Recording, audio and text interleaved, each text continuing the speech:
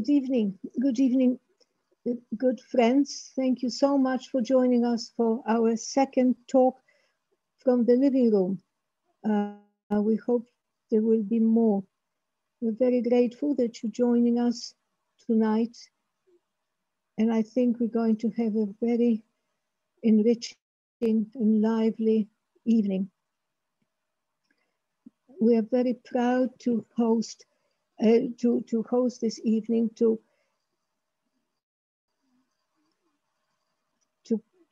in praise and in honor of Josh Cohen and Devorah Baum, to celebrate Josh's new book, How to Live, What to Do, which is an intriguing title, but very apt.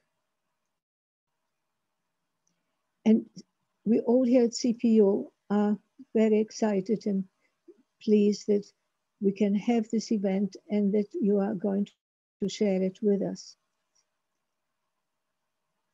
Josh Cohen is a psychoanalyst in private practice, a fellow of the British Psychoanalytical Society, and professor of modern literary theory at Goldsmiths, University of London. He's the author of numerous books and articles on modern literature, cultural theory, and psychoanalysis, including How to Read Freud, The Private Life, Why We Remain in the Dark, Not Working, Good Idea, Why We Have to Stop, and this, the latest, How to Live, What to Do. Devorah Baum is an associate professor in English literature and critical theory at the University of Southampton. She's also attached to the Parks Institute for the Study of Jewish and Non-Jewish Relations. She's the co-director of the documentary feature film, The New Man, and the author of The Jewish Joke, a short history with punchlines and feeling Jewish. And the Jewish, she writes with a, I forgot the word in English. It's not a hyphen. I think it is a hyphen. A book for just about anyone. And she had co-directed the documentary feature film, The New Man, with Josh Appignanesi. Devorah will lead the conversation with Josh about his book. And before they start, I want to say a few words myself about it. It's a newly published book. Many of you may not have read it yet. I highly recommend it, and I'm sure tonight, the end of the evening, you would all want to do so. Josh managed to write a book which is a very ingenious tapestry of experiences that all evolve together as you read it. He takes a literary character and somewhat analyzes him or her. He writes a little assessment piece, which to us is very interesting. Not a psychoanalytic one, maybe a social worker could have written it, or a psychiatrist. He associates that to his own personal experiences in a very warm and open way. And he links this to his clinical work and brings examples of his work with patients. And the way he manages to put these very various things together is really quite masterly. Before I time you to listen to Josh and Devorah, I want to mention that we are video recording this event. We hope it is going to be put on our website eventually for those who would want to hear it again, or others. We will be asking you at the end of the conversation to write on chat questions, which I will then put to the speakers, and I hope we'll have an interesting conversation with you, the audience. So that's enough from me, and I'm inviting Devorah and Josh to talk to each other from the different rooms and living rooms.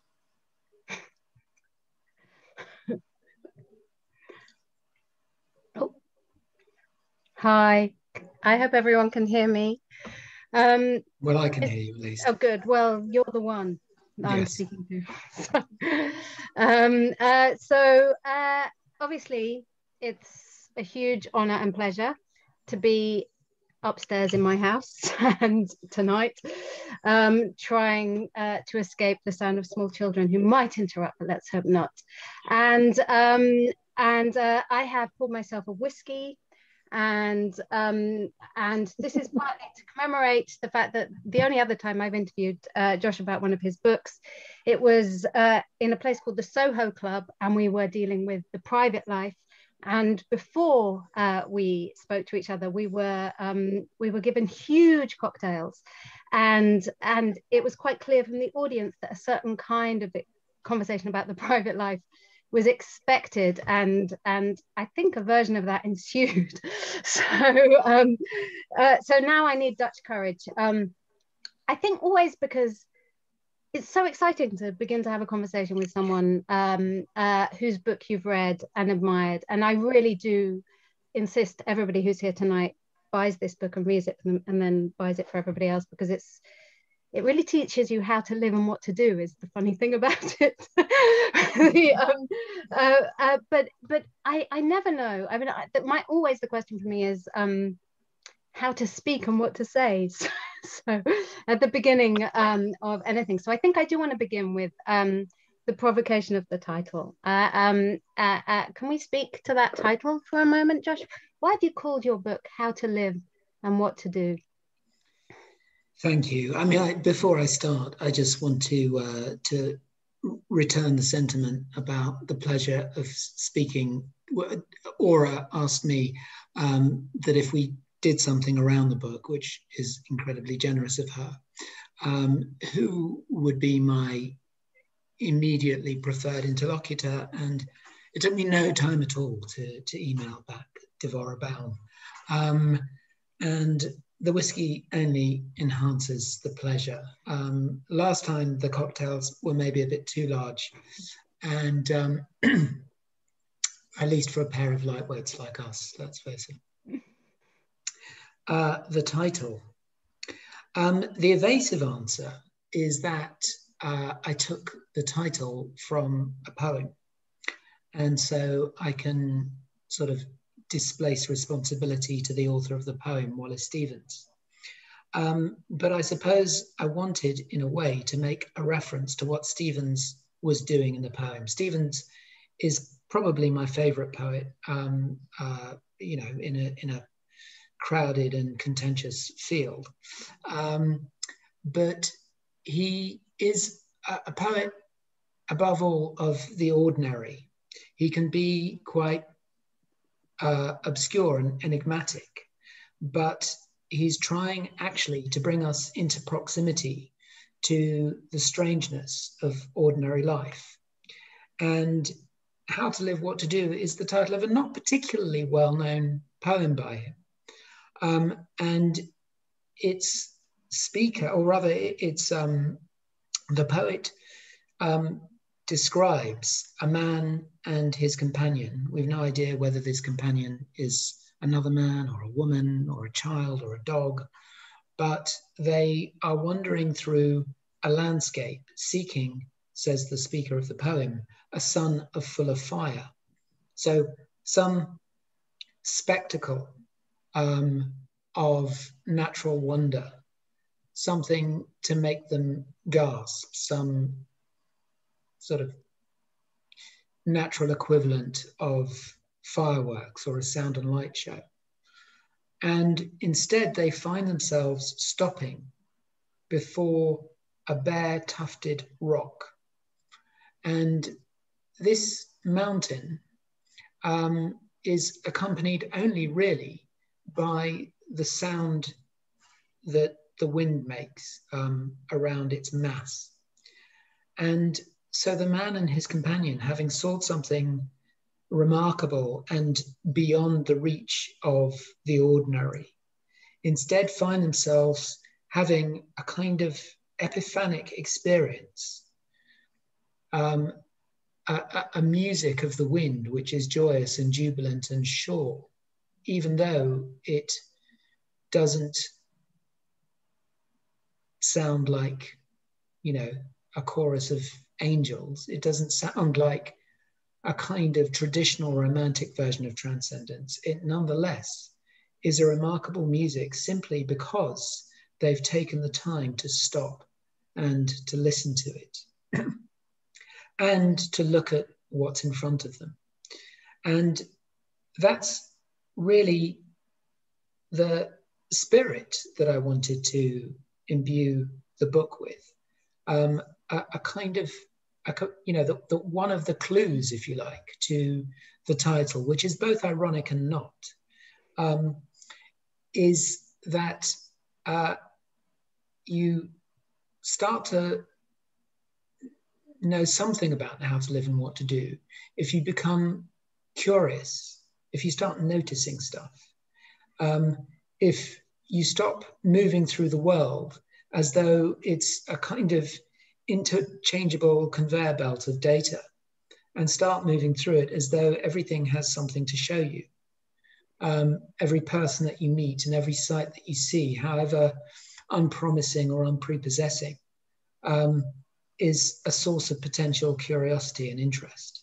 And of course, that's the spirit of psychoanalysis too. So I wanted it to have both a direct and an oblique relationship. The title to have a direct and oblique relationship to the content of the book, which you could say doesn't tell you, that is, doesn't direct you how to live and what to do, but it does say, well, what would be the conditions in place? What would it mean to live and to exist in such a way that you could become more attuned to that question, so that you could have a kind of an enriched relationship to the questions of how to live and what to do.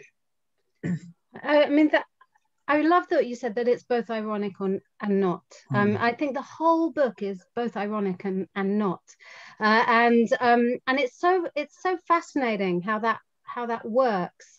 Also, that I really had this experience in the book. The subtitle of the book is "In Search of Ourselves in Life and Literature," which is also an interesting add-on to this title, because the story you tell about the poem is one in which people think they're searching for something, and what they discover is that they were searching for something else, and in this case, the self turns out to be not perhaps what we hoped or thought it was, but something arguably closer, better, more available. But absolutely, when you look in literature, when you read fiction, you think you're looking for fireworks very often. You think I'm looking to read about lives that are far more kind of daring and adventurous than my own. But what you consistently pick up on in all the many books you read tends to be the quotidian, the details in those books that are the most moving, which are the least kind of extraordinary. And again and again, and as you say, Freud, of course, gives us a world in which nothing is insignificant, and in fact the most interesting things are the sort of slips, the accidents, the things that we think are completely beside the point. So we really are in that territory. But I suppose what is the obvious irony of this title is you appear to have written a self-help book. Have you? When the idea was floated to me by the editor at Ebury, I was in a bit of a quandary, because there was so much about the idea that was immensely appealing, but I was precisely wary of writing a self-help book, and of being seen and heard to be directing people. I mean, this wasn't the original title, but the idea was, well, what can fiction tell us about how to live better? And I wasn't sure that I wanted to enlist fiction in this service, in this cause, and I wasn't sure I wanted to enlist myself in this cause. What persuaded me was that there was a possibility, I think, and again, this speaks to ironic and not, of asking how it is we might help ourselves in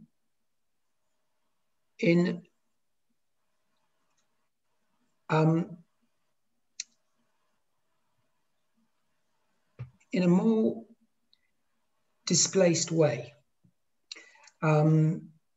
So one of the things that the book is doing is, as Aura said, moving quite restlessly between fictional characters, between real life scenarios in my own life and in the consulting room. And in a way, the whole idea of self-help is dispersed across these different contexts. And in a way, then, the idea of self-help gets lost because so many of these characters, and I mean the three sets of characters, the fictional characters, the clinical characters, who are composite characters, and so in some way fictional as well, and myself, who is both, you know, the real author who's written the book and also a fictional character. All three are lost and confused and disoriented in all kinds of ways, perhaps caught in looking for the sun full of fire, looking for the extraordinary fireworks, finding it difficult to settle and focus into themselves. And so the element of self-help comes not through a set of abstract directives and instructions and manualizable ideas about what would make a better life, but by way of these impasses and knots and complications that we all get ourselves into in the course of a life, and thinking about how to live in proximity to them, how to experience them in such a way that will bring us a new liveliness, a curiosity, but which won't evade the sort of bedeviling effect, the basic kind of problems that life throws up again and again. This was something else. I mean, I think you bring it up in the book a few times, but actually that full stop is very important after how to live. These things aren't continuous, and actually once the question of what it is to live has been fully investigated in your sort of rendering of it, though if we really take seriously what is it to live, how does one attempt to live, and what does that mean to live, that sort of inquiry sort of frees you from the question of what to do. So the question of what to do becomes so much less pressing if you've dealt with this question of how to live, and so somehow there is a kind of interruption between those two statements, because they sort of, one collapses the other somehow, at least in the way I read your interpretation. Yeah, it's a lovely reading, not just of the book, but of the poem as well, because of course the full stop comes from the title of the poem. And the full stop seems to insinuate also a kind of invisible question mark, because what to do particularly is, well, actually both of them, they could both be inflected as questions. And it's not as though one has to choose between the didactic mode of the full stop and the inquisitive mode of the question. What the book is trying to say is actually you can merge the two, so that to live life in perpetual question of yourself and of what you're doing and what you're thinking is not a sort of a prerequisite or a preliminary to knowing what to do. It is what to do. Yeah, exactly. And that's what I really increasingly, the word I used, I think, when I I've felt this with some of your previous work as well, is the word that came to my mind in my own reading experience was vertiginous. That what I was as I was reading on, I felt myself sort of falling into something and sort of slightly resistant, sort of, what am I falling into? And it was, for me, a very embodied sort of fall, that I'm falling into myself and into my own body. And so beginning to notice the ways in which I try to escape my life, my actual liveliness, and my living. And of course, one of the main ways we attempt to escape ourselves is by beginning with the question, what should I do? What should I do is normally a way of avoiding having to live. And so somehow reversing that order is incredibly powerful, but it isn't just sort of neat and sweet and cute. You demonstrate it through reading. And of course, then reading becomes one of the key sort of ideas of how to live and what to do. I mean, actually, what should we do in order to live? Somehow reading becomes a kind of answer. So can we talk about then, I think it is important to talk about what psychoanalysis, life, and literature have to do with each other. Yes. Well,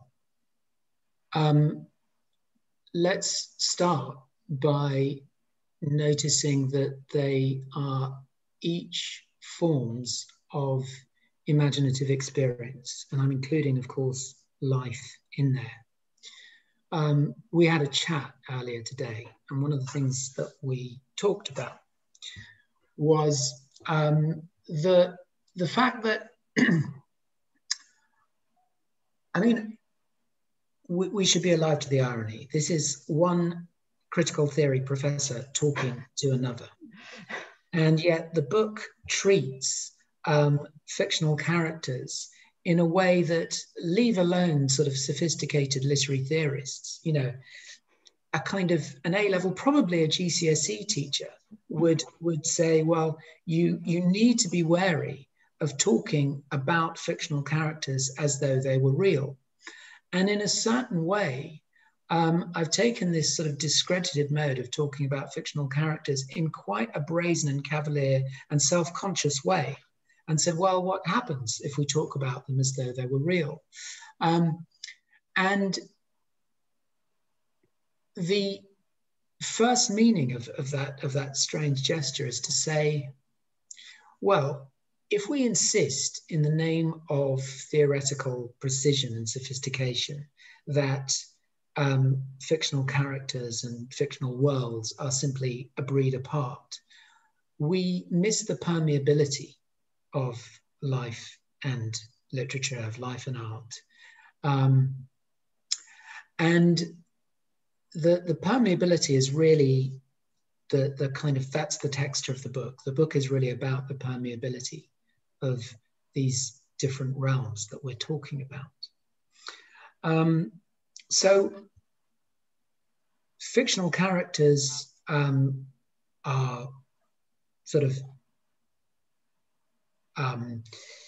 gossamer thin confections of the imagination that have no substantial existence. And at the same time, No, sorry. It's like one of those little films. Hey, should I just turn this video and offer? No. I'm just gonna. Okay, bye. For a second there. It's too late. So that is called the okay, back now. Closing the stable door after the horse is bolted in. No, Manny, that was gossamer thin, the walls between. Yes, exactly. Gossamer thin walls. Life and it's a brilliant intervention. He was yeah, exactly. Somebody said the little boy knows how to live. My goodness. He was actually going to shout, no idea what to do though. Yeah, exactly. No, he was going to say, don't listen to this man, he's a charlatan. I will tell you how to live. We'll get to that. Yeah, we will. Because of course, children do tell us how to live, and that's one of the main points. That's one of the themes. We're definitely getting to that.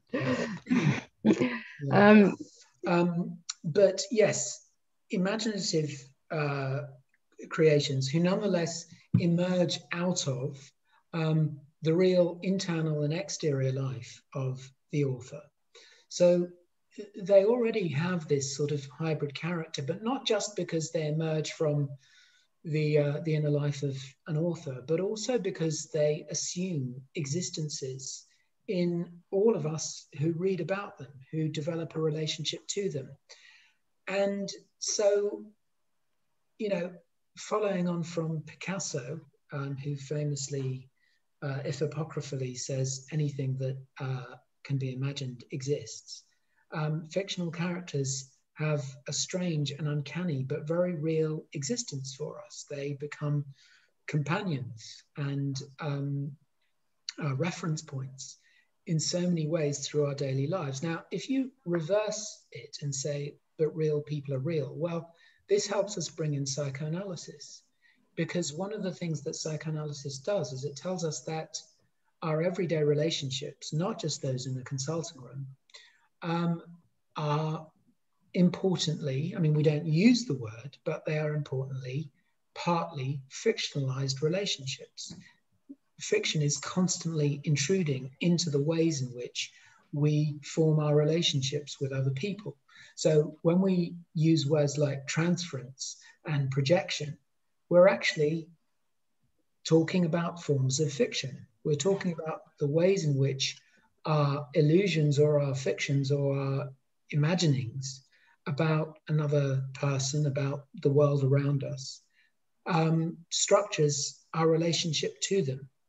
And so we keep fiction in this discrete box, you know, on these shelves, and we imagine them as existing on pages between covers.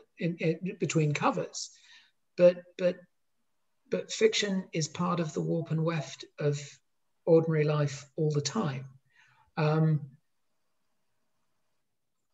Erasmus, in Praise of Folly, just to sort of get a sense of how, you know, venerable and far back this mode of thinking goes. But in the great sort of 15th century Renaissance humanist book by Erasmus, In Praise of Folly, you know, he talks about the ways in which we can mediate our relationships with other people through fictions or through illusions, that we can believe what's true about them, or we can believe what we want to believe about them.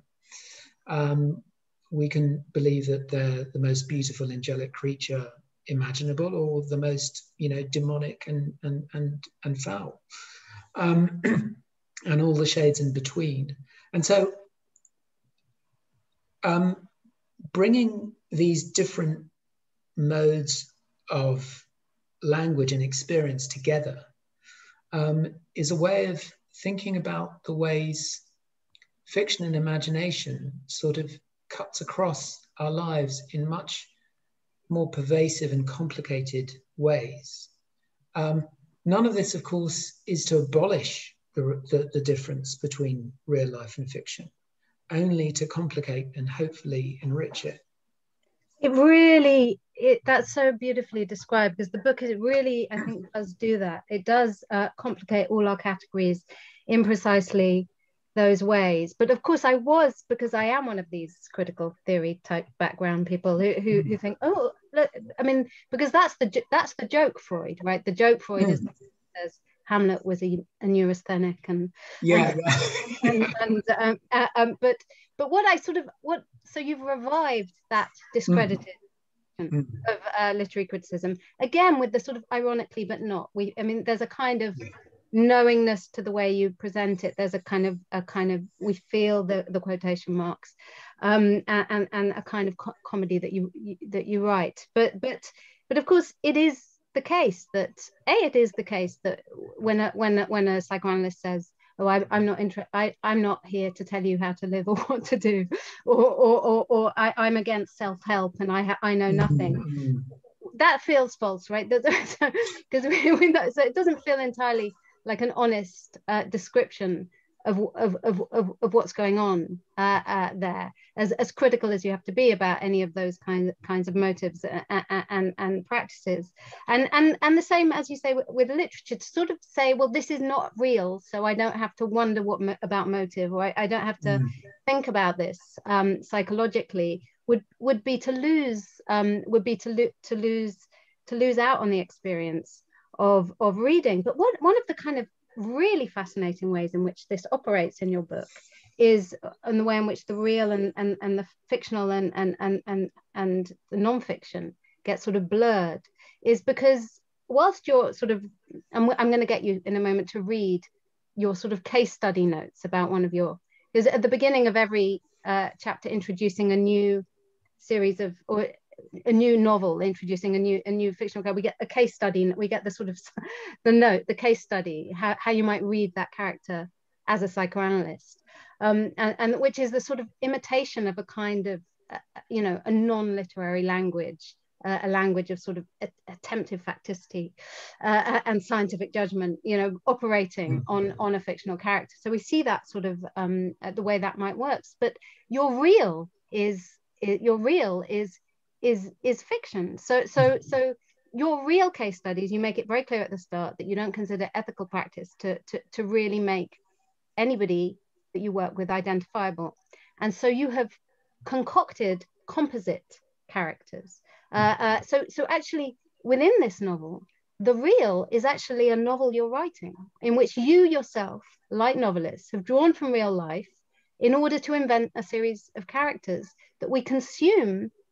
But it's tricky, we consume them as the real. We don't even afford ourselves, in your case, the protection of thinking, but these aren't real, in quite the same way. Can we talk about your own novelistic practice in this? Yes, I mean, it's such a kind of lovely observation to receive about what it's trying to do. And it feels right, not in the sense that, I'm trying to sort of usurp the novelist's territory or write a kind of a surrogate novel, but just that I think as soon as you start to try and think about another mind and another life, you draw on the resources of the novelist. You sort of stumble onto their territory, whether you want to or not. And I liked Aura's observation that these case notes sound sort of a bit like a social services report. That there's a tone of earnest concern, and you're absolutely spot on that what I'm trying to do is think about, well, what happens when you speak in a tone of earnest facticity that is trying to say, well, what is it we're supposed to do here? What is it that this case presents us with that, what action does it enjoin? And as soon as we do that, we're run up against a certain absurdity in the earnestness, not one that I'm trying to disdain or dismiss, only that if we don't take into account that there is an element of imagining here, if we imagine that what we're doing is just baldly presenting this person, and then if we are able to reduce them to the salient facts, then we can work out what to do. What fiction is trying to show us is your honor hiding to nothing as soon as you do that. And I think it's probably what psychoanalysis is trying to show us as well.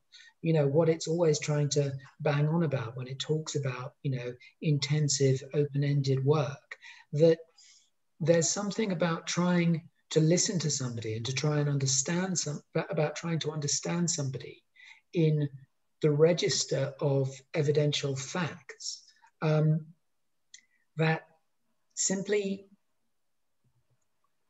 sort of misses them, in precisely the act of trying to catch them and make them available to us, ensures that they elude us. And so that, in a way, was the sort of the serious joke I was trying to make with the case notes. I love that, because that really again sets up the title. So in other words, that the fiction that you're reading is very much a story about people and how they live, and then the kind of case notes are saying, yeah, but what should we do? What should we do with them? What should we do? And the kind of miss and the sort of a missing, and that of course brings us to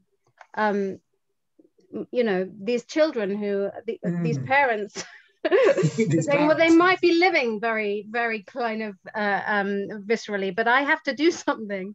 And so it brings us to, I think, the presiding spirit of the book, which is Alice in Wonderland. And can I ask you, by the way, if you haven't seen how beautiful the book is, it's so beautiful. The design is amazing. Can I ask you to read you Alice's case notes so we can see the kind of the way in which you're working this stuff? Yeah, I'd be honoured. Yeah. So this is the assessment of Alice. A, 7, was notably excitable throughout today's assessment.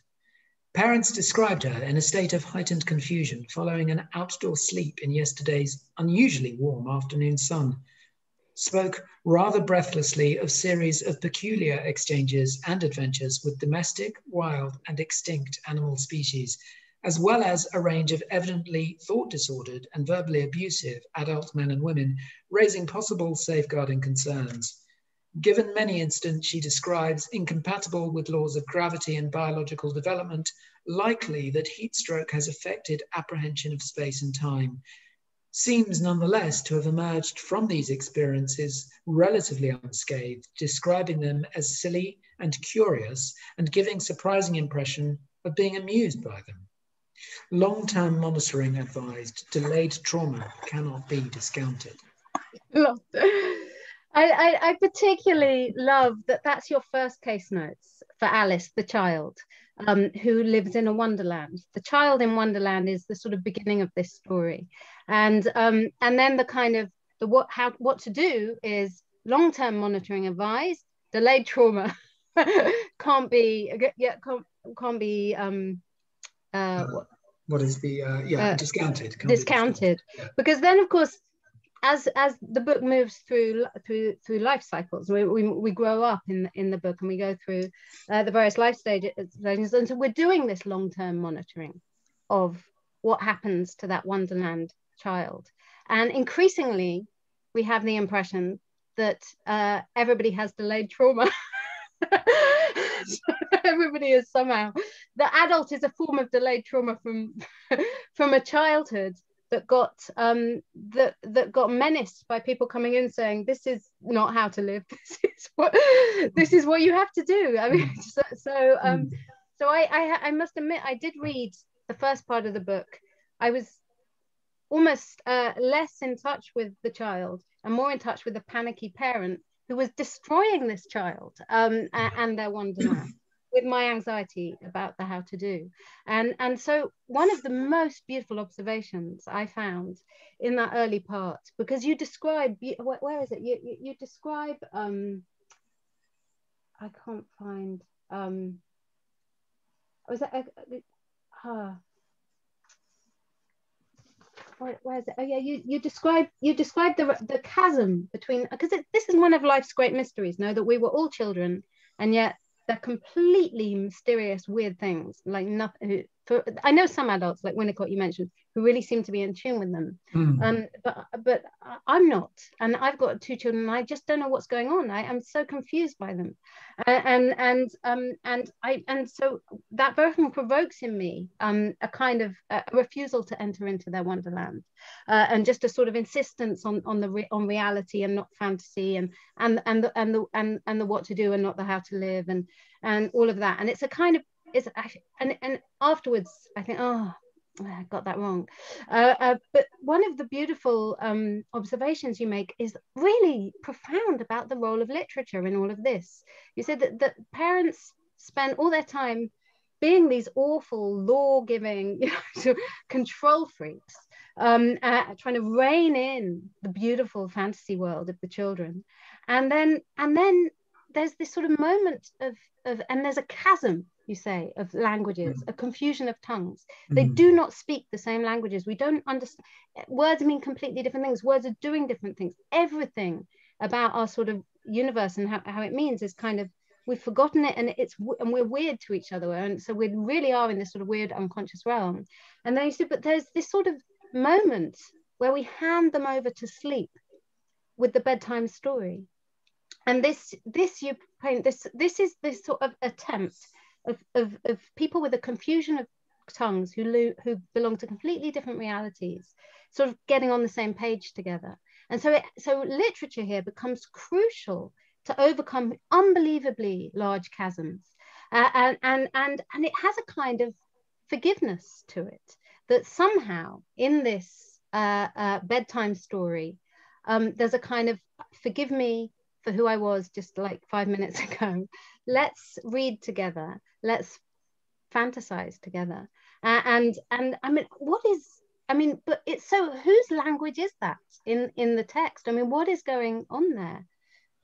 It's such a lovely question. I mean, really, that's beautifully done.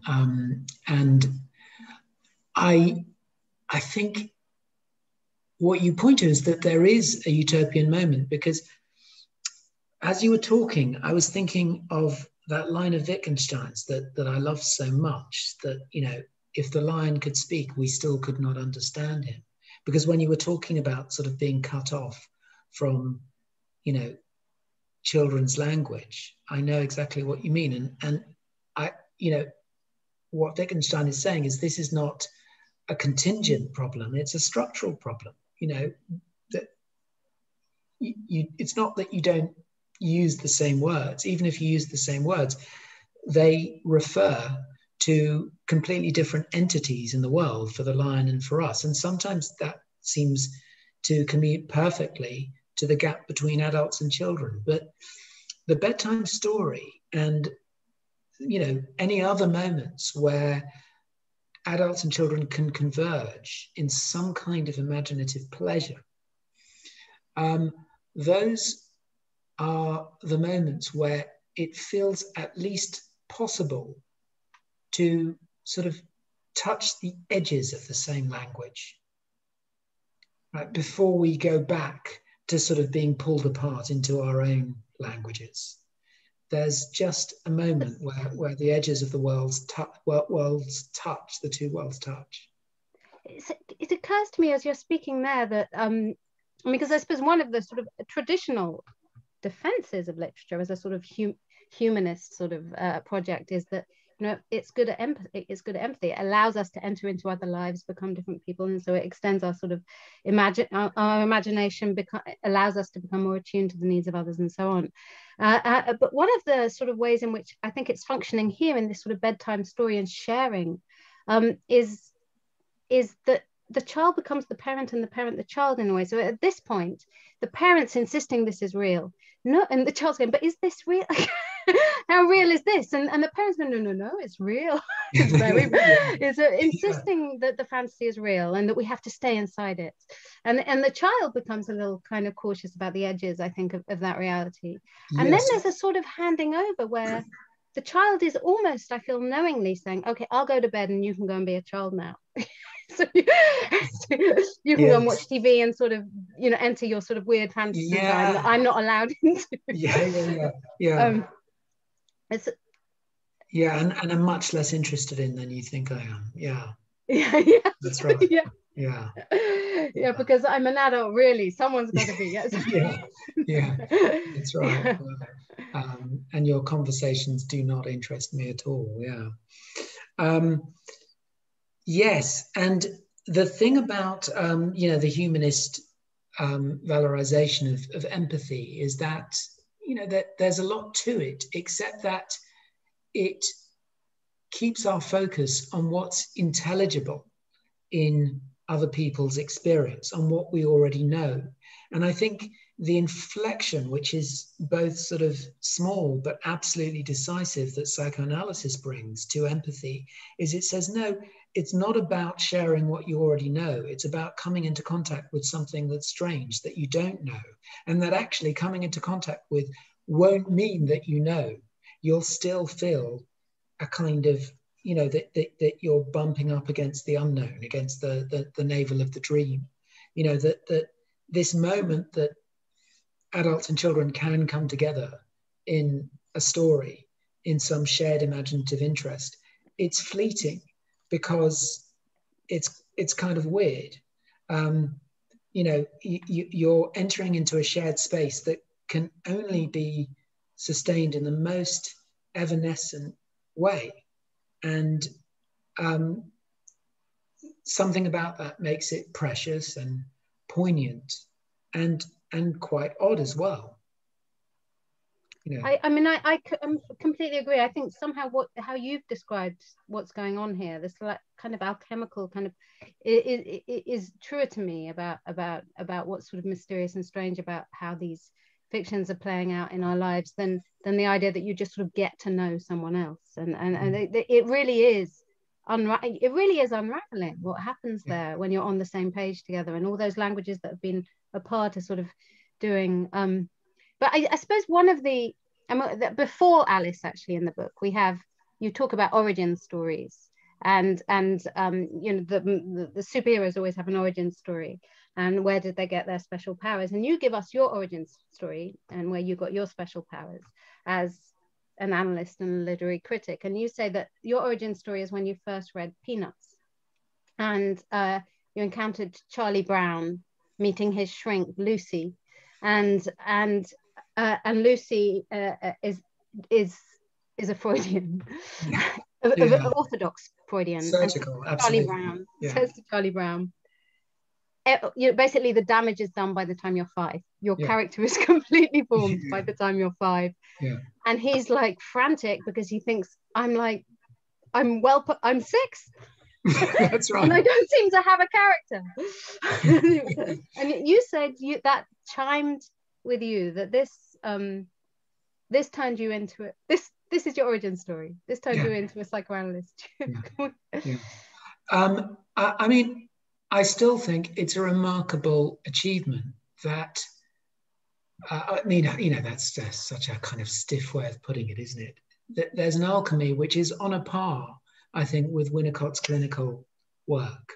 An alchemy in which Schultz imagines himself back into the mind and sort of vulnerable body of this little boy who comes up against the truth that he doesn't know who he is.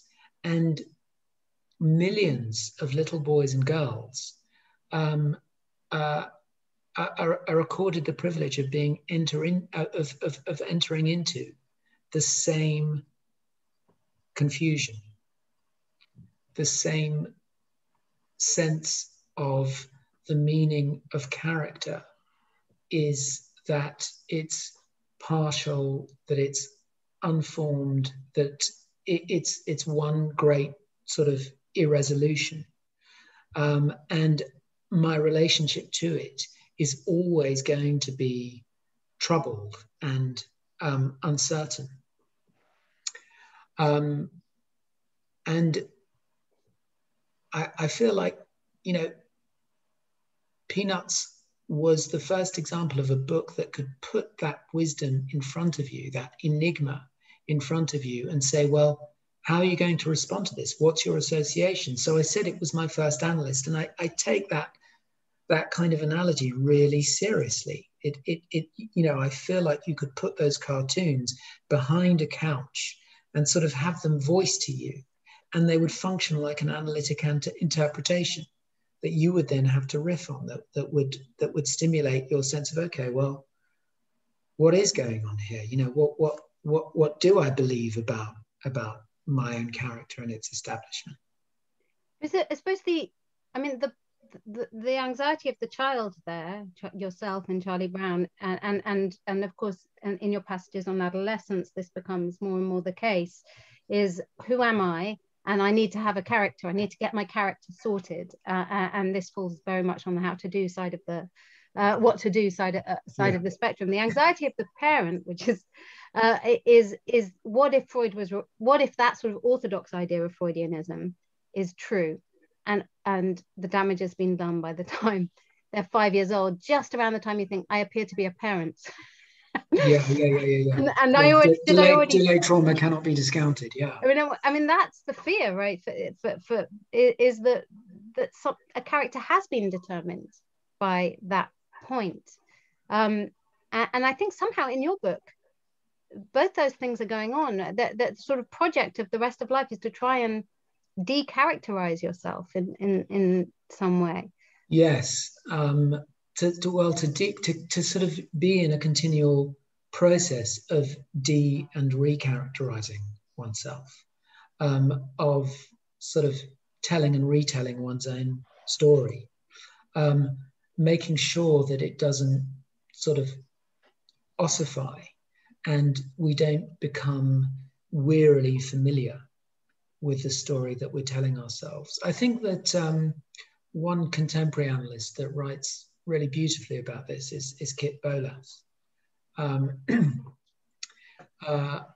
For Bolas, you know, the project of a life really, and the project certainly of a piece of analytic work, would be to recover from its sort of fixations or rigidifications, the singularity and sort of vibrant flexibility of a character. Its capacity both to be steadfastly and absolutely itself, and for part of that itselfness to be a capacity to change, to surprise oneself and everyone else. So, because I know we have to go to questions soon, don't we? Yeah. But can I just, because we're on this, say that you do characterize yourself in this book,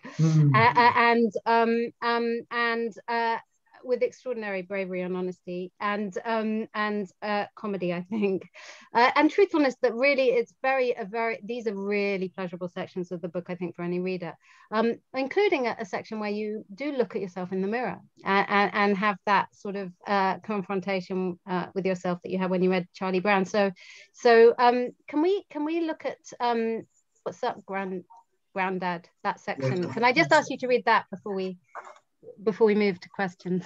Sure. Yeah. Okay. So this is the beginning of the chapter on middle age. July 2018, evening. The white glare has relented a little over the last hour, but the air feels as close as it has all day. I'm walking home from work, flapping my shirt front as barely coherent phrases, climate change, apocalypse, 2 degrees, bounce off the walls of my mind. My watch says it's past 8, later than usual. I need to rush to relieve the babysitter. The kid should be in bed, the house quiet. That would be nice, I sigh to myself, anticipating the warm sardines on toast I'll enjoy in blissful solitude. Turning the corner into my street, I glance down the hill, registering the 2 hazy figures 50 yards ahead of me, only when they stop to face each other. My instant response is to pick up the pace as I lean into the faint breeze wafting over my face. My eyes lock onto the glorious evening sky as my ears are hit by the rhythmic squelching of lips and urgently heavy breathing. The pair of figures are a couple, late teens, early 20s, who knows? As I get older, the subtle variegations of youth are dissolving into an undifferentiated blur. In a single surreptitious glance, I take in a fog of pink cotton and black polyester mesh, sculpted pectorals and pierced belly button. And then, before I know it, my legs and eyes and breath have slowed to a crawl. My quick peek has become an involuntary gape as the girl throws her head back deliriously, and I see that, yes, his hand really is burrowed right under her tiny skirt. Get a grip, I tell myself, or perhaps them, once again speeding ahead, feeling the burn in my cheeks. Nothing to see here. I'm just approaching the front gate when I hear a young male voice at my back. Sup, Grandad? Did you fancy a go? I turn on my heel, the comeback miraculously elegant and fully formed. That won't be necessary, but thank you for saving me the drive to an Essex car park at 4 a.m. to peer in the fogged back windows of an old Astra. Who'd have thought the day would come when I could see a live sex show in broad daylight and all just a few feet from my bedroom window?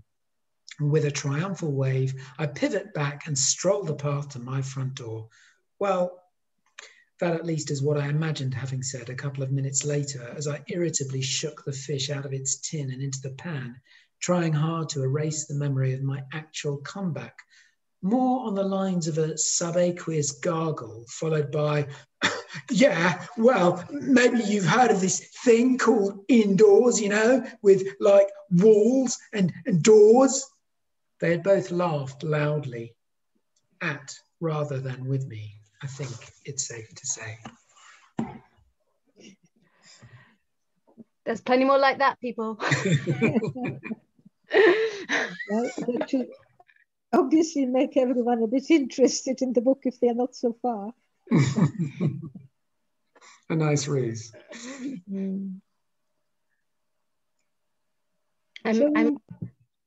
Yes, Deborah. Yes. Well, I've stopped thinking that I could. I mean, I have like copious notes. I could carry on, but I think it's questions, right? Is it? Well, we have already a very interesting and long comment and question from Susan Baldock. But how would you like to round your conversation, or shall we move to the questions answers? And I don't know if you're aware, but you disappeared from the view, Josh. Did I? At least in my view. Oh yes, it's possible. I was just looking at the questions, but I'll leave them. I'll let you read them to us, Aura. Okay. But yeah, I mean, I think we can you know sort of weave our continuing chat into other people's questions. Yeah. Yes, easy. Well, Susan has a very interesting long comment. I'll try to read it as well as I can. She says, I have seen in Didion, quote, we tell ourselves stories in order to live, linked to your book. The quote goes on to talk about narrative. We interpret what we see. We live entirely by the imposition of a narrative line upon disparate images, by the ideas with which we have learned to freeze the shifting phantasmagoria which is our experience.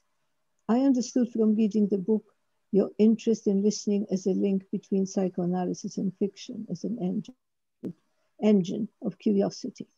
I would like to ask for your thoughts about the pull off and towards narrative as another link between the two. Can you just say the last sentence she again? has a follow-up question, which you may want to answer later. She wants to ask you for your top fictional recommendation that might help this confused reader to make any sense of the experience of this last lockdown year. That's a challenge. Thanks, yes. Susan. Thanks, Susan. I missed before the follow-up question. There was a question, and I missed exactly what you said, or what Susan said. When she's asking, I think, about the link between psychoanalysis and fiction as an engine of curiosity. Yeah. And she wants to know about your pull towards narrative as another link between psychoanalysis and fiction. Right. Yeah. It's a lovely question. Thanks, Sue.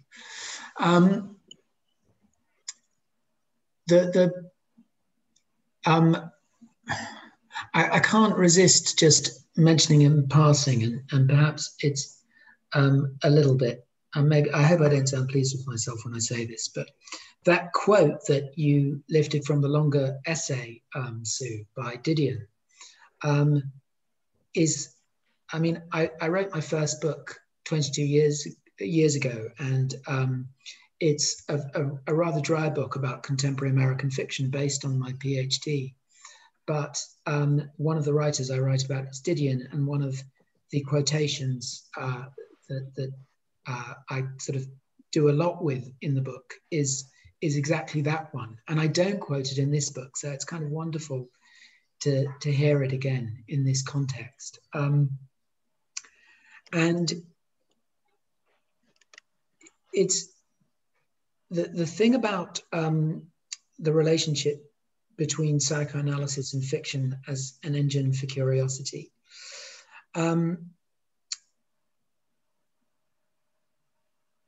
I do think that that psychoanalytic work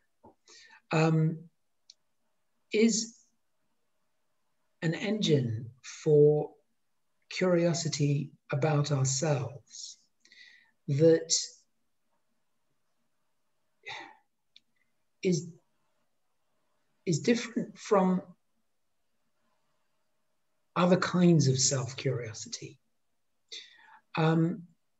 because it asks us to be interested in the sort of the outer edges of our thinking and feeling characters, to come into sort of really close proximity to exactly the regions of ourselves that we ordinarily prefer to avoid. Not in order that we can learn what sort of, well, awful or reprehensible characters we are, how venal or selfish. I mean, all of this, you know, or aggressive, or narrow-minded, all of this may be part of the discovery, but the wonder of the discovery is that if it works, and it doesn't always work, but if it can work, then it allows us to discover those difficult regions of ourselves in a way that is strangely benign.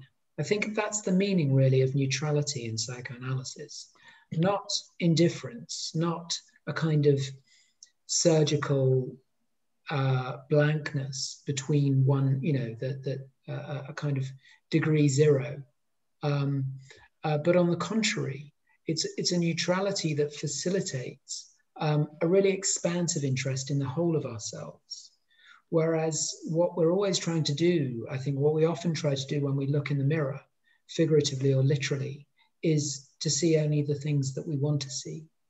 And fiction, for me, I mean, you know, what I always appreciate in fiction, what I appreciated in that first moment, that first encounter with Schultz's Peanuts, is that it also encourages a kind of expansion of curiosity about the personality, and an expansion of the way that, of the kinds of stories that we can be allowed to tell about ourselves.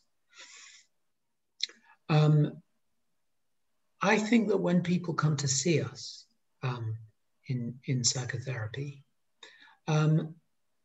what they're often saying, explicitly or not, is that they're rather bored and stuck on a particular version of their own story.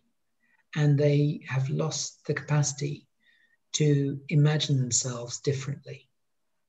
And this makes them maybe creatively blocked, emotionally blocked, unable to find an exit from the sort of repetitious loop of, you know, of sort of preferred everyday disasters.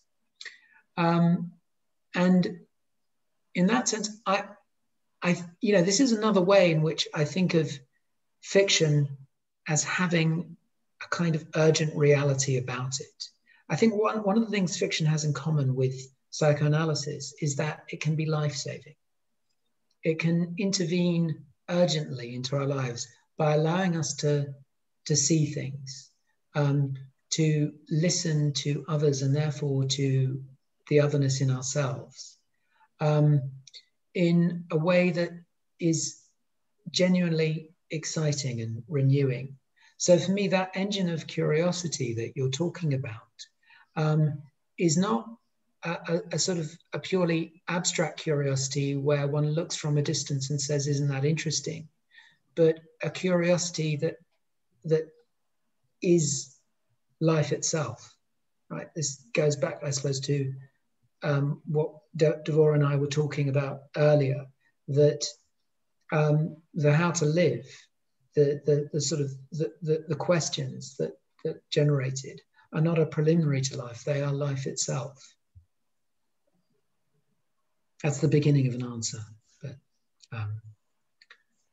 well, and there is more to it to think about with you when one reads the book, because you talk very well about it. A question that takes us in a slightly different direction, if I may, is such: what about the idea that fictional stories can act as a defense against more authentic, confusing emotional experiences? Yeah, no, that too must be right. And in a sense, then, it takes us back to the relationship between fiction and reality, and the sort of peculiar habit of treating fiction as though it were real. If you do embark on that exercise of treating fiction as if it were real, as if that is, it intervened in reality in a substantial and meaningful way, then the question of what are your preferred fictions, what are the kinds of stories you like to read, become quite urgent.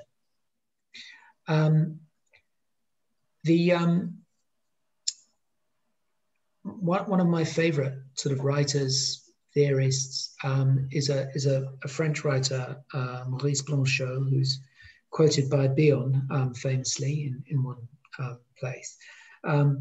But in one of my favorite essays of his, he talks about books that are written to be read. That is, they are written with an idea of what people want to read.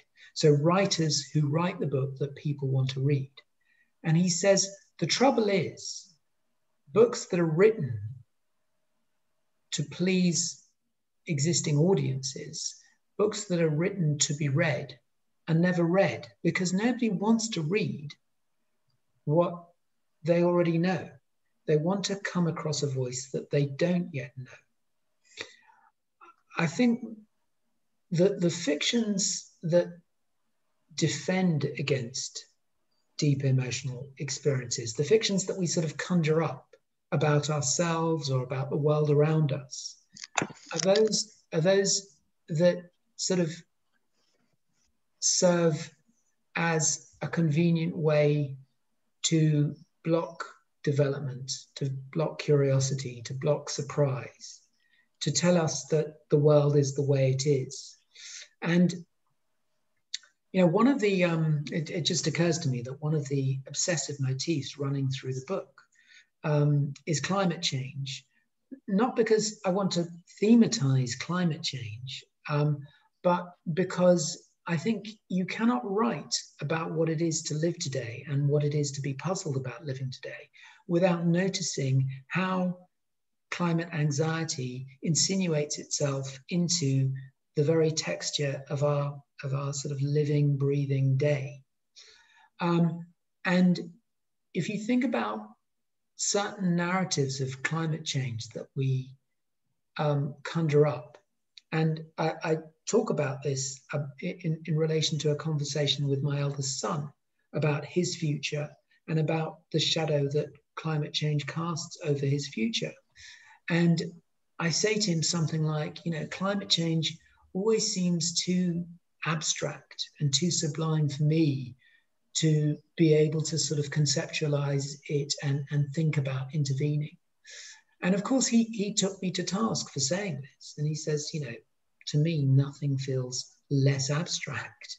Nothing is going to be, you know, nothing in the external world is going to be more directly and painfully impactful than this thing that you insist on treating as though it was some abstract metaphysical entity. And of course, treating climate change as an abstract metaphysical entity is not just a sort of bad intellectual habit. It's a very political one. It's what, you know, polluting corporations have been doing now for more than a century. And so you can absolutely see the ways in which fictions can be invoked to block off and impoverish thought and change. And, you know, what I suppose I like about this, even though it might seem to give people like me and Devorah kind of unwarranted importance in the world, is that it makes literary criticism much more urgent and enterprise than most people appreciate, because it matters what fictions you choose. It matters what fictions we circulate and value amongst ourselves.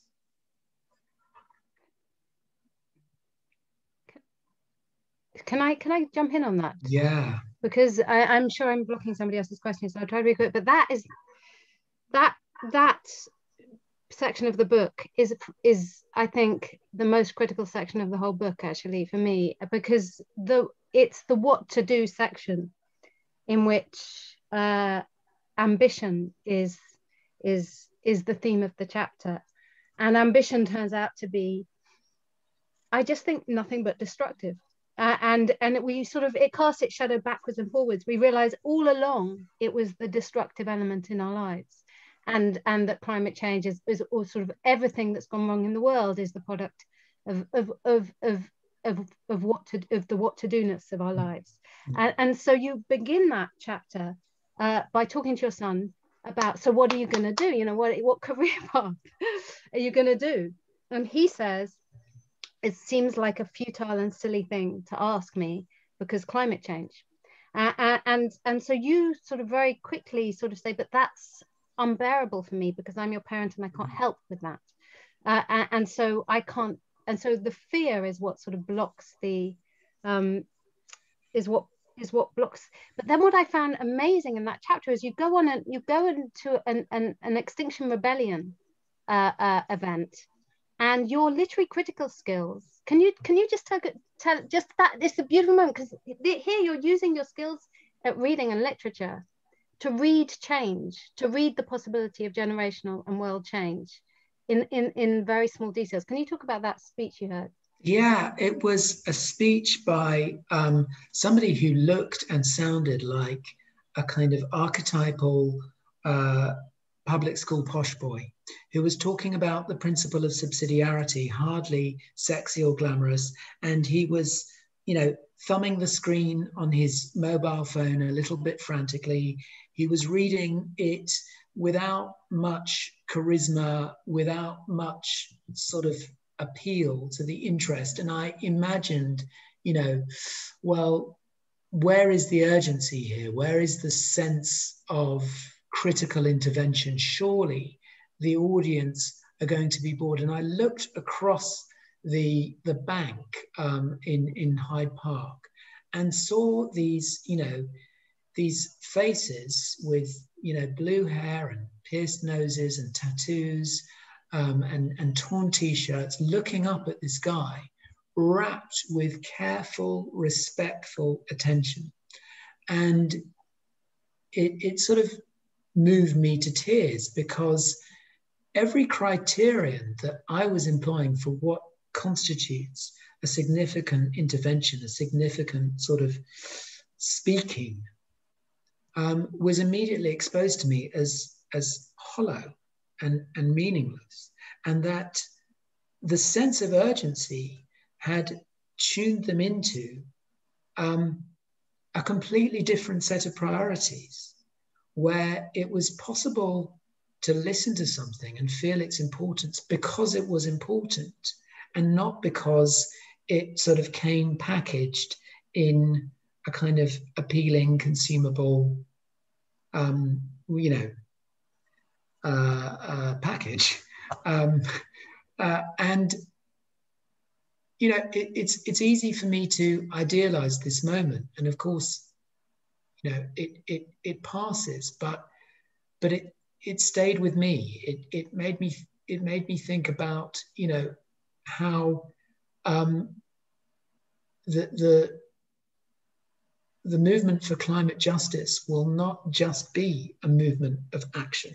It will not just be a movement of policy and sort of bullet pointed action points. It will be a kind of profound revolution in values and priorities in describing for ourselves what really matters, sort of developing a new sense of urgency, of what it means for something to be urgent, that is. Can I take more than one comment, Josh, carry on, because they are briefer, but maybe they're connected, I'm not sure. It's difficult to think about that and listen to you, but let's try. Kate Elliott is saying, I'm interested in the idea that fiction can have an urgent reality and can interfere urgently into our lives. Do you consider the same to be true for film? That's from Hedda Archbold. It's interesting, isn't it? So then there is another comment also about the role of fiction. So I'll read it and we see. Ana Duarte Silvas are saying, thank you for this very stimulating conversation. Josh, when you treat internally patients' narratives as fictions, you extend your mind, but don't you take a risk of being dissociated and live yourself in a defensive way? Alice was relieved when she woke up. That's interesting, that last comment too. And another comment about fiction, unless it's too much, from Mark Dawkins, shall I? Could we say that fiction can work as a staging or hallucination space where we can feel and think safely? So some people feel it could be a dangerous space, a safe space, associated space.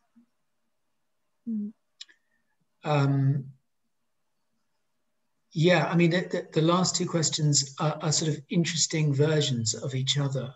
Maybe I can take them together. I mean, in relation to the question about film, absolutely. I think really, you know, we should have a very expansive sense of the whole region of imaginative life and not exclude any of it. I think that, you know, not just the arts, but, you know, sport, I think, is a way of imagining the world. Board games are ways of imagining the world. There are so many forms of imaginative life that can facilitate that kind of urgent questioning. You know, a game of chess is not itself urgent, but it can tell us perhaps quite interesting things about how to address urgent questions in a kind of imaginatively rich new way. And Anna's question about whether fiction, sort of thinking about the fictions kind of woven in the consulting room, can lead to dissociation. It's certainly one of the risks, but I think that as soon as we use our basic repertoire of analytic tools, like transference, like countertransference, I'm not talking really about, I'm not really introducing anything new into our conception of psychoanalysis. I'm just using a different descriptive language. But, you know, as soon as we say, what is the transference here? You know, who am I now to the patient? Who is speaking? And as soon as I ask myself, what is, who or what in the patient's life is being evoked in me through my countertransference, when we ask these basic 101 bread and butter analytic questions, what are we really doing but asking ourselves, well, what kinds of fictions are being generated about the other and about myself that allow me to understand their reality? I think that it only leads to dissociation if we allow this to become a kind of imaginative flight of fancy in which the metaphors and the analogies that we employ to make sense of the patient's life become a kind of dissociated end in themselves. So we sort of, and and lose the sense of there being a real person. Now, you know, I sort of, you know, I hesitate a little bit before I say lose the sense of there being a real person there, because again, it starts to sound as though we could sort of discreetly extract this real person from the illusions and the distortions that make up their sense of self for themselves and for us as well. Distortions, illusions, displacements, disguises. These are the modalities through which we understand ourselves and each other. And it's very hard to sort of just burrow down to some reality beneath them. I think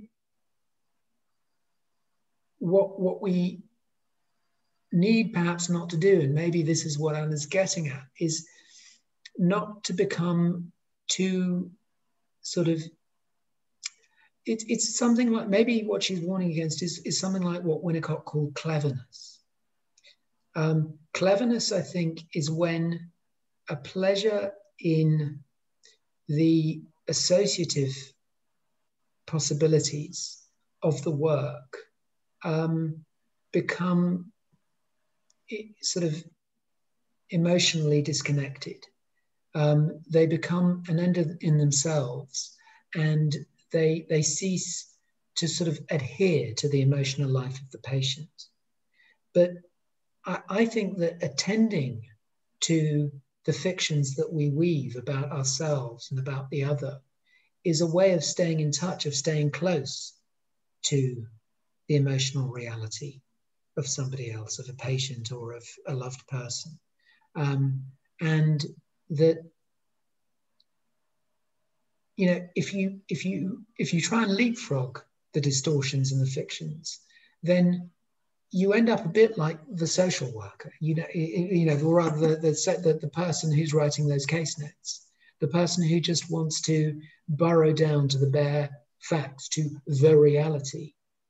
I think you have sort of the richest sense of a person if you have a sense of them that encompasses their imaginative life, the weave of their imaginative life.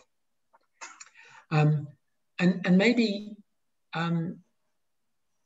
that's, I probably need to talk to Mark in more detail to fully understand his question about fiction as a kind of hallucination or staging, or the consulting room perhaps as a kind of staging of fictions. But it sort of rings, something about it rings true, that the consulting room is a kind of experimental space a lot of the time, in which people can play with stories or fantasies about themselves, about their analyst, about, you know, the people that the figures that people their imagination. Can I just take it a bit into my thoughts about this in the book? Isn't it that both you bringing the Stephen's poem and then what you say so often throughout the book, where you look at various stages of life, because that's another thing that people will find in reading the book. There is the infancy, there is the school or latency time, middle age, old age, that you write very beautifully about the importance of being in touch with the here and now, sorry about the language, with the moment, and with trying to, and this striving to achieve a sense of authenticity, that these associations or these imaginations that you may have about your patient, say, or hear about you, that you're trying to bring to the bare elements of some emotional truth and authenticity. Mm-hmm. And that I like a lot, obviously. And I want to take that with a question from me to Gilead and to Ames, which is the end of the book. And you know that this is my beloved author and Gilead, the book. And I think that some people who came to our previous talk heard about Robinson's book a lot too, must know it. Could you say a little bit about that simplicity and authenticity of Ames as he thinks about his death and end of life and talks to his young son? Because I think the answer is in a way very well expressed by Robinson, but also by how you talk about it. Yeah, and it did feel like the sort of irresistible endnote, because Robinson and John Ames, her character, provide a kind of exemplary lesson in dying and how to die. And I think Winnicott says somewhere that one aspires to die continuing to want to live. And that's really what this book is about. Ames writes this as a kind of elegy to his own life, an address, a letter to his young son, whom his much younger wife has born to him very late in life. He's the minister of a Congregationalist church in 1950s Iowa. And he actually writes this letter as a series of meditations to his son on how to live and what to do. But what's remarkable and moving about the book is that this movement towards the towards the end of his life, instead of settling him into the expected end, sparks a new and in many ways quite complicated chapter in life. So the attempt to imagine himself into a good end of life sparks and begets new life. And it's a beautiful paradox that means that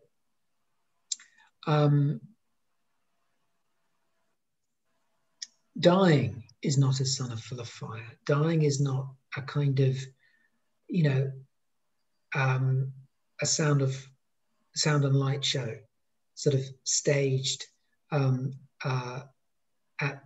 as a kind of valedictory farewell to life. But in a way, it's just another moment in life.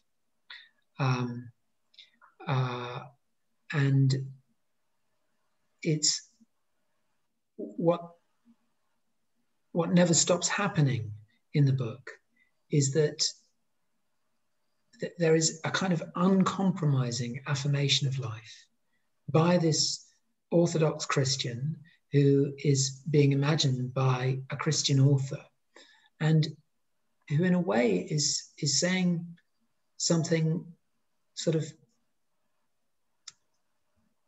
I don't want to say it's unchristian because it would obviously be misconstrued, but he's in touch with a certain pagan root of Christianity, I think, in that moment, Ames, in the book, in the sense that he absolutely refuses the glorification of death, the glorification of a kind of end of the story, and says that whatever we may think about the glories of a world to come, it has no bearing at all on the special love and the singular kind of preciousness of our fleeting life on earth and its transient pleasures. You could say that this book is a kind of long extended commentary on Freud's essay on transience, on the beauty that is that the world is endowed with by its transience, by the fact that it is passing and all of us who are in it are passing through it. That's what endows it with its melancholy beauty. Yes. One day we'll have to have a talk only about Gilead. Yeah, I think so. Well, yeah, we have to work on getting her along. Yes, yes. We have other comments, and people are very interested about fiction, literature, and psychoanalysis, and it takes us maybe a bit away, but everything is connected. So I'll go to some other comments that people sent to you. From Merv Lebor, I think, or Libor, I'm sorry if I don't pronounce it well.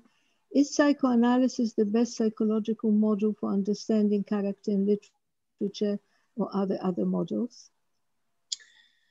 Yeah, there are other models. I mean, there's a very interesting book that sort of caused a big splash. What was it, about 15 years ago now? David Shields' book, Reality Hunger. And Shields argues in that book that we should move away from fiction to non-fiction, that non-fiction really would be the sort of prime creative form, because reality itself is so thoroughly augmented and so sort of bedeviling in its complexity and its fragmentation that fiction and the forms, so that the sort of forms of thinking associated with it don't really do it justice. And so he says we should be moving away from a kind of, you know, the tight conceptual categories of psychoanalysis and move towards a sort of more neurological understanding, where inner reality, psychic reality, is more like a kind of a firing a complex neural network, an infinitely complex neural network, where the connections that are made are not sort of within a tight, narrow circuit of, say, a family, but, you know, make connections between sort of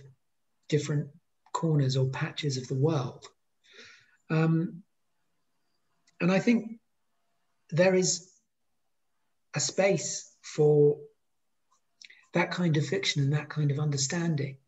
I don't think we should advocate for any kind of fiction at the expense of another.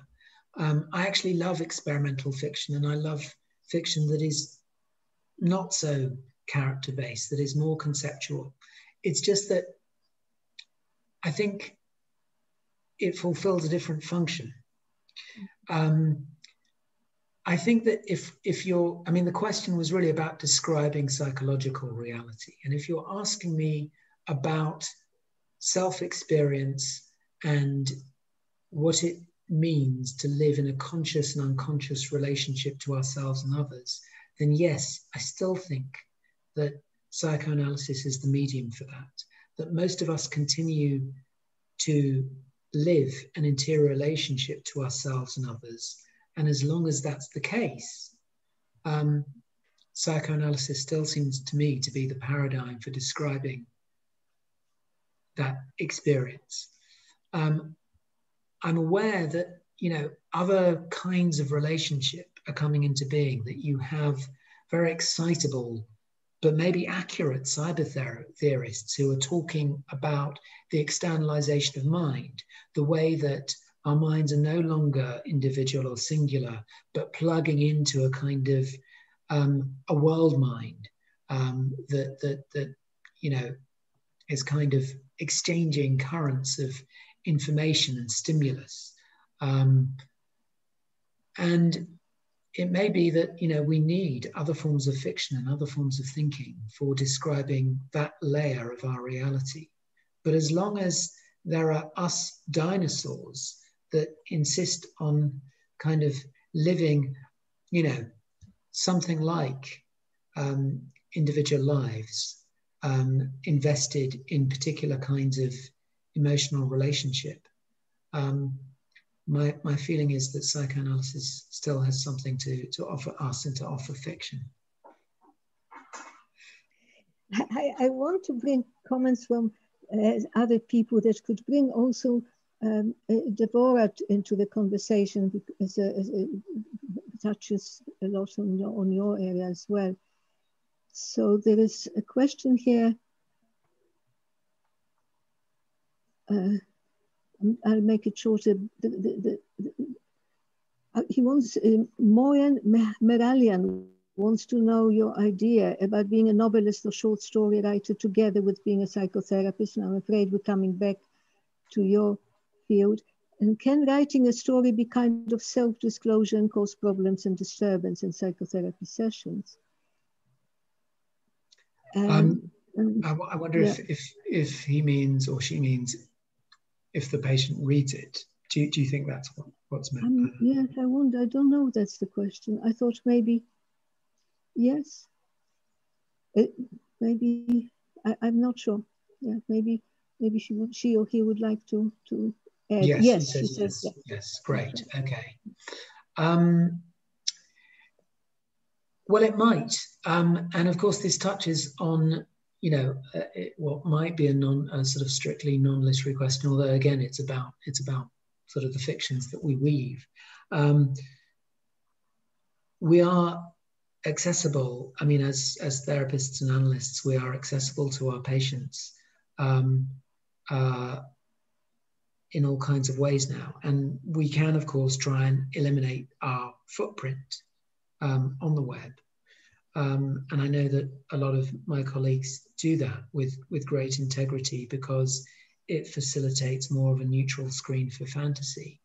I think what complicates that gesture is that not having a footprint and being anonymous on the web is different qualitatively from being anonymous in a sort of pre-web, pre-cybernetic world. That is, it's a statement. It is a kind of identity, maybe an identity in the negative, but it says something quite substantial about oneself if one sort of removes or leaves no trace, and you can't find anything out about a person. In other words, it's liable to generate its own chain of imaginings or fictions. And so,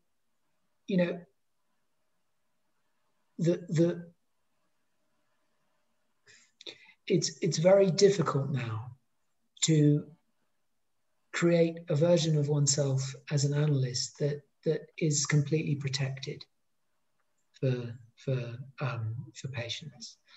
And I also think that, if analysts want to write or want to sort of intervene publicly in other ways, politically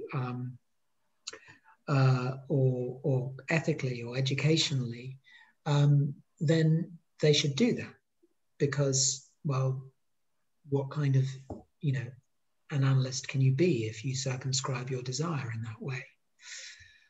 So writing a story would be one version of that, would be one way of sort of disclosing yourself and generating fantasies in the patient. But should one forswear writing fiction if that's what one wants to do? It seems to me that generates, I mean, in a much more subtle, of course, and imperceptible way. But, if you bring a kind of resentment into the consulting room over time, in which you see yourself as sort of suffocated and constricted by your role as analyst. And of course, there are some things you cannot do, I think, publicly as an analyst. I think there are certain forms of self-disclosure. You can't go on Big Brother. You can't be a reality TV star or pop star. But I think that one shouldn't curtail one's creative life or one's imaginative life for some sort of putative protection of the patient. After all, the patient has a responsibility as well. The patient makes a decision about whether they're going to read the story or not. And if they do, it may be disturbing, it may interfere in the unconscious communication, but I think that if you can take hold of it, it can interfere in a really interesting way. It can become, just another element of the transference and then of the counter-transference. And I think that, the answer to the question is yes, it can, and there is a risk involved. But that isn't a reason to renounce writing a story. There's another question that I would like very much to hear Deborah's thoughts about some of the questions or any thoughts that she may have to add. But I'll read Sally Foreman is saying the trend towards autofiction is polarizing. Some call it a flight into narcissism, a byproduct of the age's anxiety and insularity. Others say it recognizes the limits of fiction in light of existential crises such as climate change. I wondered if you have a view on this with either psychoanalytic or critical theory heads on. So question to both of you, really. Yeah, I mean, I'd love to hear what Devorah has to say about that. Yeah. Sorry. What do I have to say? Oh, I think I have banal things to say about that. I mean, I suppose I'm sort of I'm conscious on the one hand that it really ever since whenever you date modernity from Middle Ages or whenever it began, whenever you date modernity from, there were people worried about autofiction. Even let's say this, you start with the essay, which is the kind of the beginning of self-writing. The Montaigne makes it like a massive song and dance almost at the beginning of every essay. He apologizes, but not really apologizes for writing about himself, and there's and saying, well, I'm talking about me, but I'm not really just me. In a way, I am more than me. I am everybody. and you shouldn't, this is just notes for me, but maybe if you read notes about me, you'll find that they're also about you. And so autofiction was always an attempt, I think, to do fiction or at least create a character that could sort of have resonances for other lives. But there's always been a kind of an apology for it. I suppose my sense of Freud and dreams is everyone is always you anyway, and always not you anyway, and so are you, including you. So I have a very dispersed sense for this stuff, but I also, I suppose, have the kind of historical, I mean, to the degree that it's become a huge deal in recent years. I suppose I have the historical kind of guess that in the era of the selfie and the kind of very curated self, the autofiction is, to quote your subtitle, going in search of the real self. It is an attempt to kind of look beneath the surface of the selves that we're being asked to project, and that we're sort of that are destroy, soul destroying in so many ways. So I think there is an attempt to recover in autofiction the kind of imaginative life that fiction has, and that it's somehow getting lost and eroded in a culture. But I tend to be, partly because I have the habit of doing quite a kind of confessional kind of style myself, I tend to be quite defensive against the claims that kind of performance is too narcissistic. I think some people do it well and some people don't, and just like and sometimes it's appealing and sometimes it isn't. What's your view?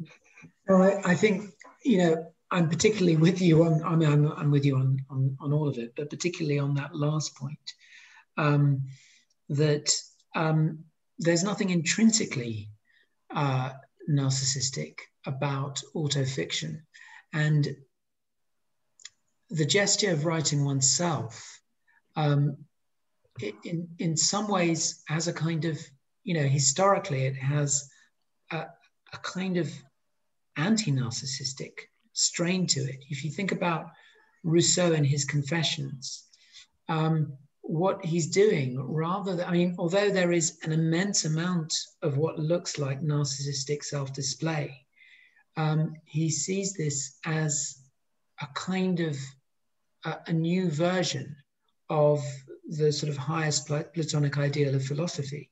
That is, if you can really say and expose the truth about yourself, you've also, through that channel, reached the highest truth you've reached truth itself. And so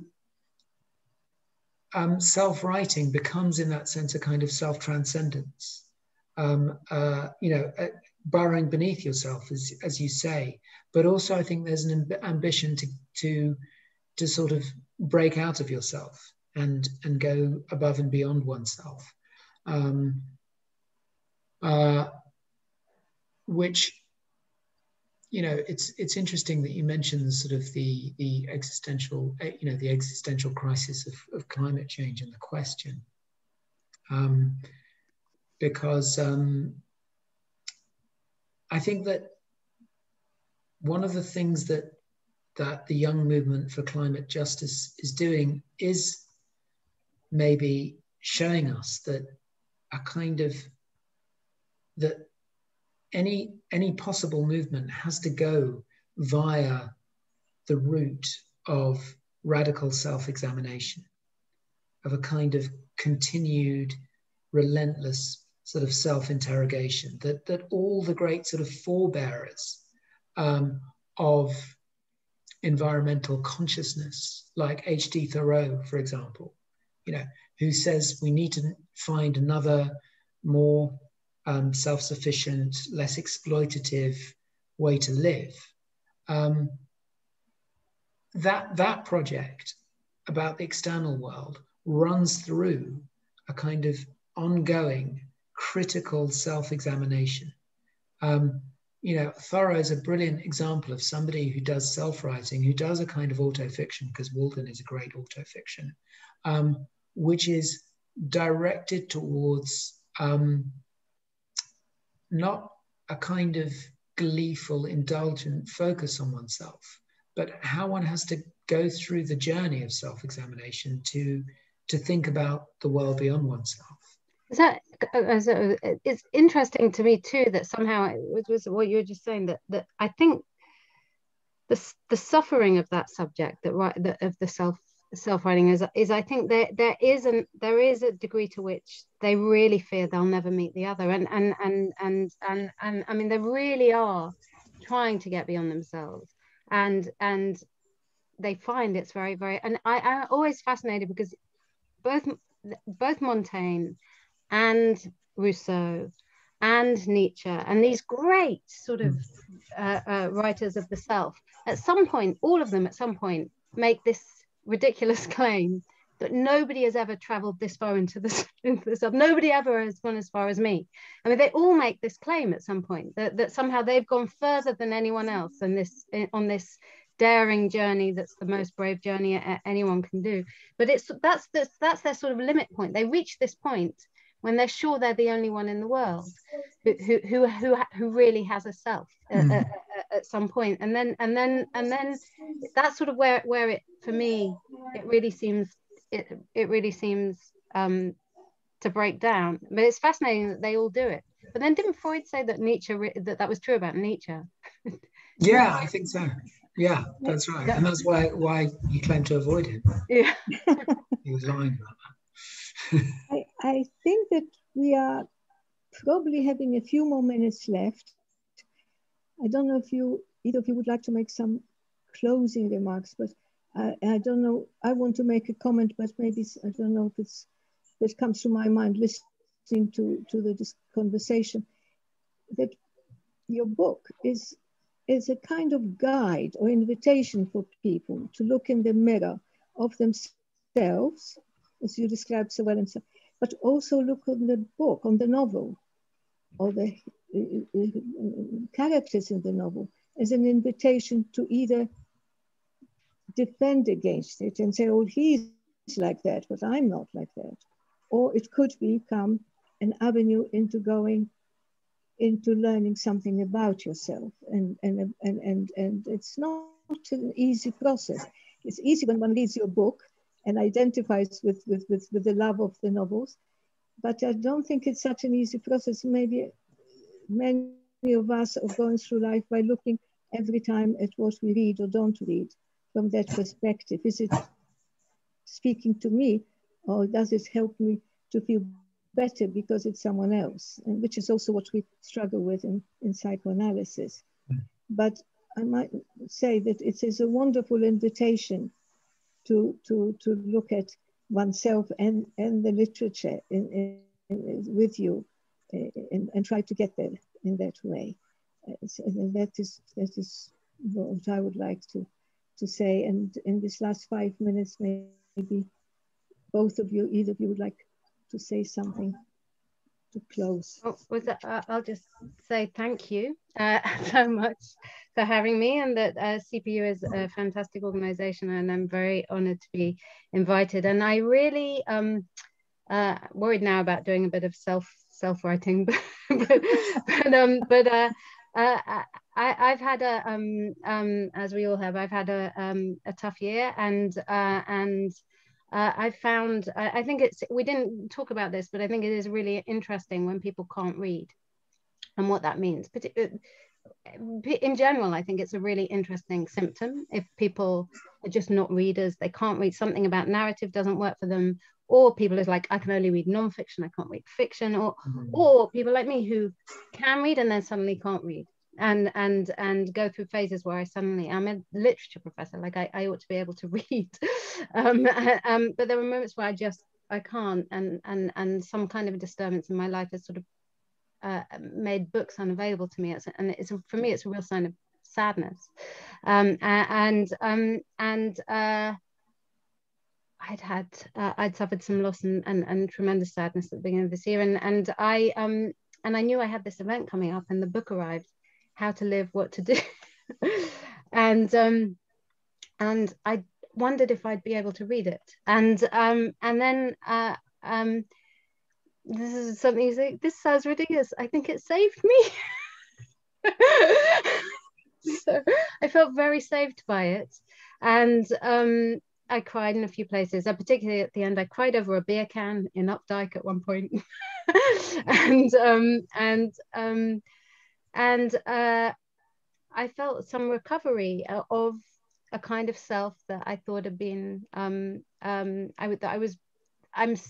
now the project for me, and I thought, my God, it really works. Like maybe I'm being self-helped here. But now the project for me is to see if the person who I am when I'm reading that book, and I really like this person who I become when reading the book, can then also exist outside that reading the book. That's my next that's my next big mountain to climb. But I mean, I fully and utterly, to whoever said, what should you read during lockdown, this is what you should read during lockdown, and this is what you should read more than once. I would say this book is really does what it says on the cover. Thank you, Josh. I you know, as ever, really, I can't thank my friend enough. She is just a marvelous person to know is in the world, and I loved sending my writing to her. And it's not just because I sort of feel confident of the narcissistic boost, because she does respond to it and she does attune herself to it, and I guess she does come back loving it, but I always feel that she's read it so much on her own terms and sort of allowed it to affect her. And you know, if you want a model of receptive reading, really, for me, you know, just send anything you've written to Devorah. And no, sorry, don't send anything. That's not a literal implication. Sorry. She doesn't want to receive anything anybody has written.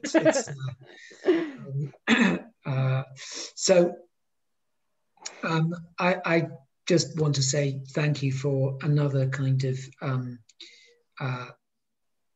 masterclass in dialogue and how to talk to somebody about what they do, and to sort of really bring out their work and their curiosity about what they're doing, and you know, make me see and hear what I'm doing anew. I want to also just thank everyone else. I thank Aura for this opportunity to do something for CPU, which is, you know, an organization that I love deeply. I love what it does, not only in providing local psychotherapy, but in doing so much to educate trainees with sort of the best practitioners and the best setup for learning this sort of endlessly fascinating, complex craft. So it's wonderful to be able to do something to help that cause as well, because that's why we're here. And just everyone who's asked these wonderful questions as well.